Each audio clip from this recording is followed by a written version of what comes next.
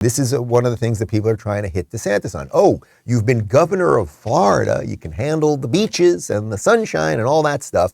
But what is your foreign policy chops? What are your foreign policy beliefs? Well, here, Tucker, I'm going to let Tucker do it himself. He read Governor DeSantis's full statement on Ukraine with some commentary. Take a look.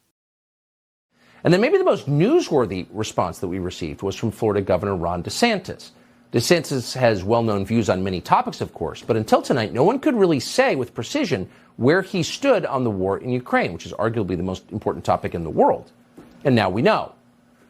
DeSantis is adamantly opposed to the position that most Republicans in Washington have taken on Ukraine. DeSantis is not a neocon. Who knew? Quote, while the U.S. has many vital national interests, DeSantis writes, securing our borders, addressing the crisis of readiness within our military, achieving energy security and independence, and checking the economic, cultural, and military power of the Chinese Communist Party, becoming further entangled in a territorial dispute between Ukraine and Russia is not one of them. Without question, he writes, peace should be the objective. The U.S. should not provide assistance that could require the deployment of American troops or enable Ukraine to engage in offensive operations beyond its borders. F-16s and long-range missiles should therefore be off the table. These moves would risk explicitly drawing the United States into the conflict and drawing us closer to a hot war between the world's two largest nuclear powers. That risk is unacceptable. DeSantis goes on to oppose the policy of regime change in Moscow, which is very popular in Washington, and he points out that the Biden administration has created an alliance between Russia and China, and that's a disaster for the United States. So that's DeSantis's position, clarified.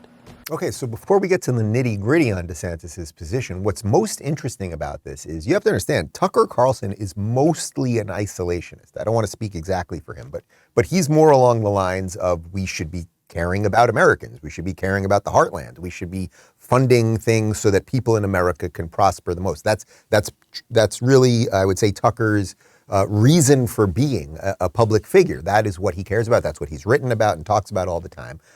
And what he's in essence saying, the reason he read that one the way he did is, hey, this guy is not a neocon. He doesn't want to get us in these crazy wars. What I also liked about DeSantis's commentary there, it was the most detailed.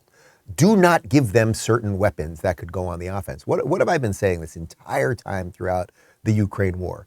Every week we give them more money, we give them more weapons, and you can see guys like Lindsey Graham and Mitch McConnell, well, this will help turn the tide of the war. This will do it. And it's like, no, it's not. Oh, we gave them 4 more tanks. They got a couple more planes, a little more cash that we don't know what they're doing with.